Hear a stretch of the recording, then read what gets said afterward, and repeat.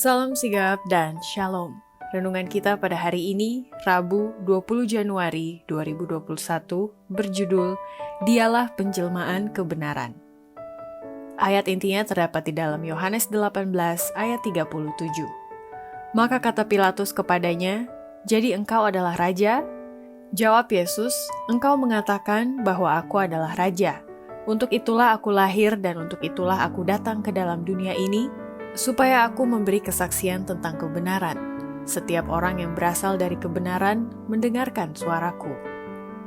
Pena Inspirasi menjelaskan yang dimaksud dengan judul renungan kita pagi ini, dialah penjelmaan kebenaran yang berhubungan dengan kita sebagai putra-putri Allah adalah sebagai berikut. Pertama, sebagai putra-putri Allah, kita mesti meniru Yesus yang lemah lembut dan penuh kuasa dalam menjelaskan kebenaran kepada setiap orang.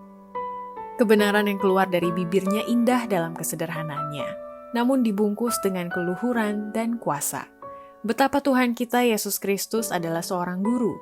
Betapa lembutnya ia memperlakukan setiap orang yang bertanya mengenai kebenaran, agar ia boleh masuk ke dalam simpati dan mendapat tempat tinggal di dalam hati mereka.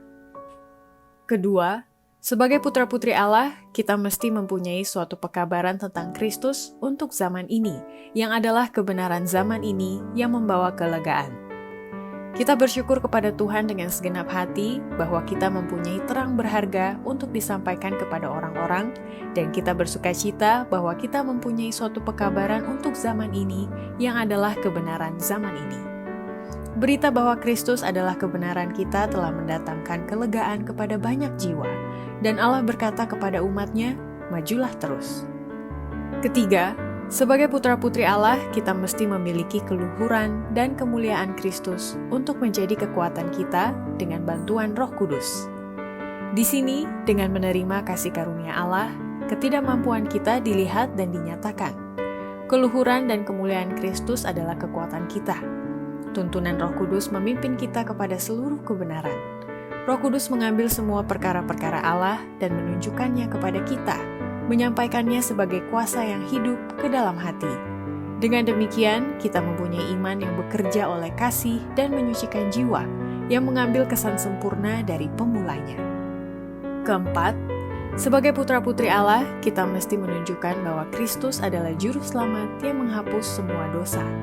Masih ada lagi pekerjaan yang harus segera diselesaikan, dan segala usaha harus dilakukan untuk menunjukkan bahwa Kristus adalah juru selamat yang menghapus semua dosa. Kristuslah yang memikul semua beban dosa. Kristus sebagai bintang timur yang terang, dan Allah akan memberikan kemurahan-Nya kepada kita di hadapan dunia ini sampai pekerjaan kita selesai.